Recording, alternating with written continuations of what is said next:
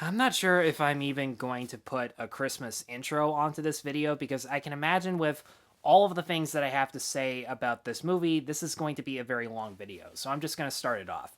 Merry Christmas, everybody. I'm Tyler, and I'm here to let you know that Rudolph the Red-Nosed Reindeer, the movie, is no perfect movie. But chances are, if you've seen it, if you remember it as a kid, you probably don't need me to tell you that.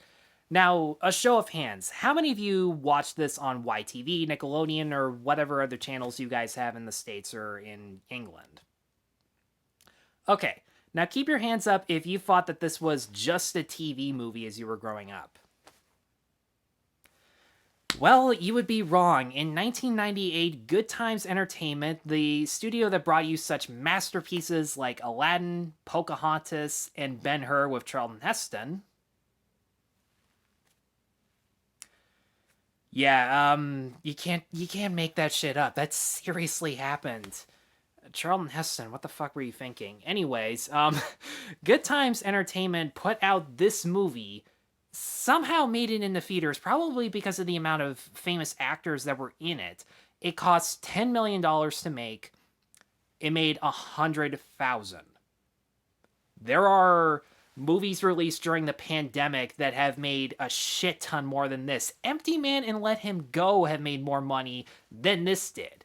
Really put that into perspective. That is absolutely insane. And look, I knew this movie was going to be bad going in, but I forgot how cheap and awful and forced and really tacked on this movie is. But I'm going to start off with a few of the positive elements because there are three minor things that I can say are okay, and most of it has to do with the acting because they have some really good actors here.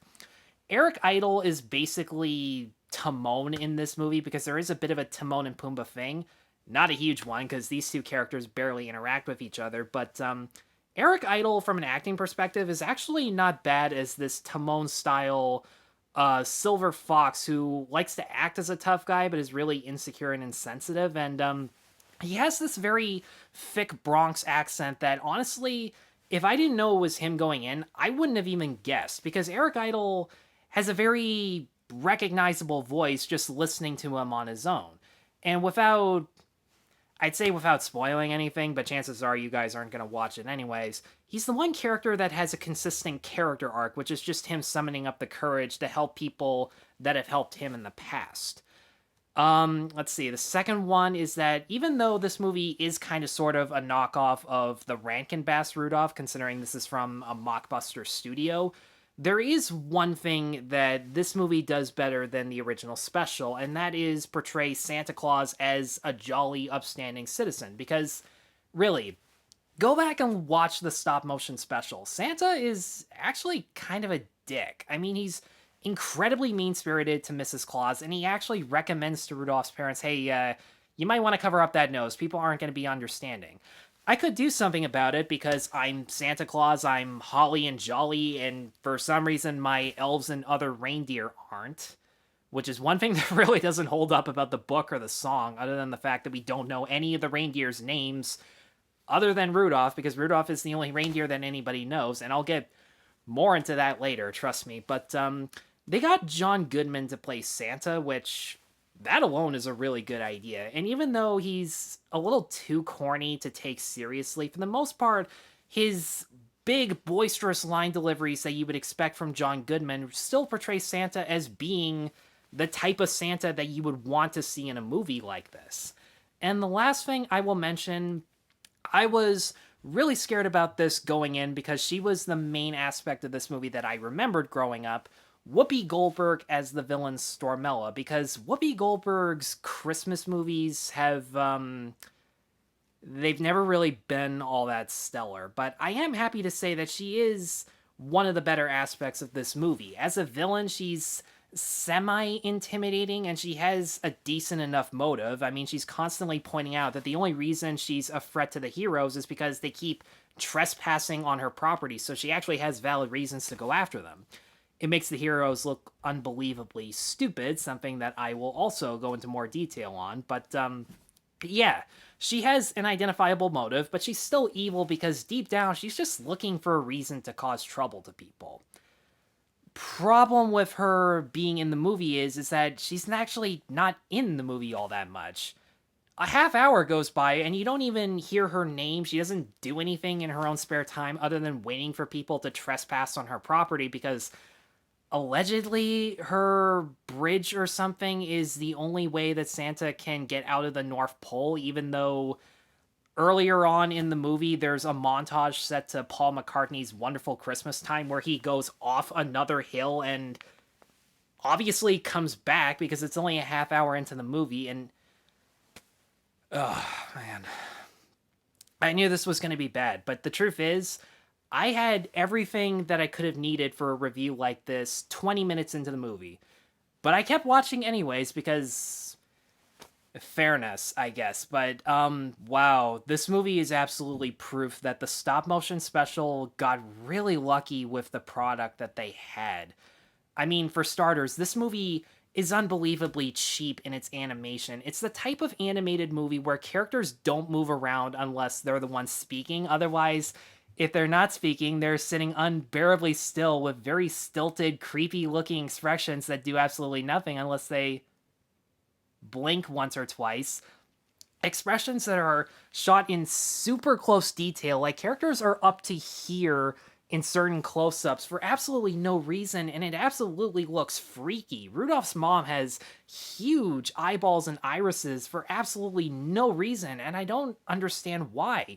Almost every character has these very ugly facial features about them, like pointy noses or ears that don't look charming, they don't look jolly, they look downright hideous. There's a bunch of examples of character designs that are reused over and over again. Like there's one elf in this movie that jumps for joy at one point, and it looks exactly like Santa, just dressed as an elf. And I just sat there and I'm like, how stupid do you think kids are? Like, honestly, I didn't notice that before, but nevertheless, it's just a really crappy example. And you can tell that they did not have enough money to actually produce quality animation because reindeer don't fly in this movie unless they're attached to Santa's sleigh, which I honestly do not understand because at one point Rudolph's best friend, girlfriend, whatever she is, Zoe, crosses the villain's bridge in order to look for him in case he got captured.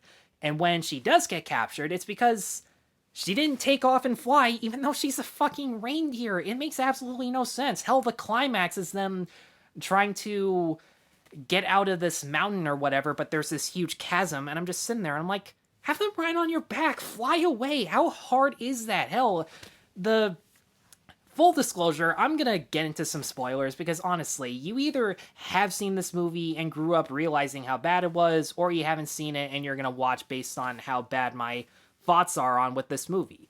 The climax is Rudolph shining his nose in front of the villain. She randomly falls off a cliff even though she wasn't gonna fall in that direction anyways, and of course, Rudolph saves her because it's the right thing to do. He could have flown down there, caught her, and it would have been an exciting enough climax, but no, it's the whole pulling people up on a bridge, even though they're reindeer, they can't fucking fly. How can they not fucking fly? They are reindeer. Adapting a song into a 75-minute movie, because that's technically how long this is a really stupid idea. And the biggest problem about this movie is that it makes absolutely no sense. Like, the plot hole with the reindeer not flying aside, there are a shit ton of minor details that are just unbelievably stupid. The world building is ridiculous. It'll have you looking at your screen and wondering, how do these reindeer get through any doors? They don't have fingers. And how are the doors opening and closing for them? Is it like an automatic system that we don't know anything about? Because there really isn't that much technology in this movie. What else was I gonna think of? Right. Let's see. The conflict of this movie allegedly is about Rudolph struggling with how other people feel about his nose. Even though his nose doesn't really do much throughout this entire movie. It just glows once every 5 minutes, and yeah, that's it. It doesn't really cause any problems for anybody. They just find it weird, so they just tease him 24/7 about it. And again, I have absolutely no idea why Santa doesn't at least give people a stern, cold look saying, this is not what we stand for. We stand for kids and adults alike behaving themselves, but he does absolutely nothing to discipline anybody. During the reindeer games, because they actually incorporate the reindeer games from the song into this movie, it's like this big Ben-Hur style chariot race, except it's with sleds. And allegedly, Rudolph cheated because his nose went off and blinded some people, even though it made absolutely perfect sense logistically. And they give it to his dickhead of a cousin because they are competing over the girl Zoe. And for some reason, Mrs. Claus looks at Santa and is just like, hey, this really isn't fair. And he's like, well, this is up to the judges. It's completely out of our hands. You are Santa Claus. You are the boss. What the hell are you talking about? Wow, this really makes absolutely zero sense. There's no real plot or tension to it because I'm not even kidding when I say this. Rudolph solves the problem with controlling his nose in the matter of seconds because there are these 4 sprites throughout the movie, these fairies that are just there to sing one-verse songs as scene transitions, which was dumb and pointless at the beginning, and then all of a sudden they show up halfway through the movie, talk to him physically, and I'm not exaggerating here. They teach him to control his nose through the power of love and friendship by thinking of all the people in your life that you love and love you. And all of a sudden it just works. And there's 25 minutes of the movie left. It's unbelievable. I have seen a DuckTales episode that teaches that exact same lesson in a longer amount of time because it's a longer lesson to learn.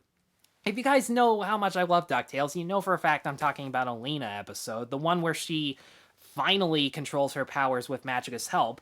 Yes, that did have a power of love and friendship thing, and yes, it was kind of hokey too, but at the same time, the fact that it took her a whole episode to learn that, the fact that it took her seasons to learn that, it made total sense because power of love and friendship is not something that you learn in a matter of seconds. That episode at least acknowledges that. This was just unbelievably convenient with a cast of John Goodman, Whoopi Goldberg, Eric Idle, Bob Newhart, Debbie Reynolds. Hell, they put in Richard Simmons in this movie for absolutely no reason.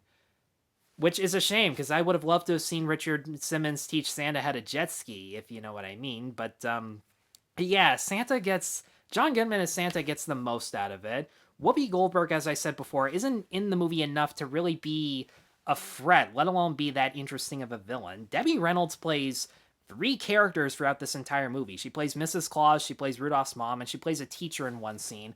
And all 3 of those characters don't amount to not even 5 minutes worth of screen time. Same thing with Bob Newhart, who's basically supposed to be Pumbaa. All he does is stutter and then help people out when they ask him to. And yeah, that's really it, because message, friendship, and tolerance. And even smaller known voice actors that have credibility to them, like Kathleen Barr as Rudolph, and Miriam, I don't know how to say her name, I'll put it down here as Zoe. They're both good voice actresses and they do the best with what they can, but they're given the most forced, obvious, ham-fisted, clunky dialogue that they can possibly get that no actor or actress can make that sound right. It's unbelievably embarrassing what they have to recite. Half their conversations keep changing the subject 2 or 3 times throughout the entire conversation that nothing they say really matches up, where it's just like, hey, do you think I'm gonna win the reindeer games? Here, take my pennant, it's for good luck. I'm so happy we're friends. It's just like, was there more of a script that you just didn't have enough money to animate? I'm willing to bet that was the exact same reason, because the romance between the 2 of them is just as, if not more, non-existent. They're instantly in love with each other in the very first scene. Like, he's imagining himself being the best reindeer of all, because that's what he's going to be, and he thanks Zoe, his doe friend, love of his life, and she's not creeped out at all. She, actually finds it instantly flattering, and there's no chemistry, there's no connection. You have absolutely no idea why the 2 of them love each other other than they're nice. In fact, there's the very first conversation where they fall in love is just like, hey, there's some mistletoe. This is the part where you kiss me. And I'm just like, wow, you went from a doe to a hoe pretty quickly, which is a shame because does can't get horny. You guys don't know how long I've waited to say this shit. There's only one thing I can talk about that's really, truly awful about this movie. The musical numbers, because this is kind of sort of a musical. The musical numbers are just embarrassing. You can tell that they were reaching for words that could rhyme with each other. The actors have to, like, stretch out their words as long as possible. It felt like they were trying to recreate Sherman Brothers songs, just none of the fast-paced energy, no choreography whatsoever, because characters just stand still and sing throughout the majority of it. Hell, when a voice actor is swapped out for a singing voice, you can tell. It's that obvious. Rudolph's speaking and singing voice don't even compare. Neither does Whoopi Goldberg. She doesn't even do her own singing. Sister Act doesn't do her own singing. Her singing voice is the lady that sang Circle of Life in The Lion King, which, great singer, just doesn't match up. Just because you two were in The Lion King doesn't mean you sound alike. I don't know what else I can say. I can't believe I've talked for this long about Rudolph the Red-Nosed Reindeer, the movie.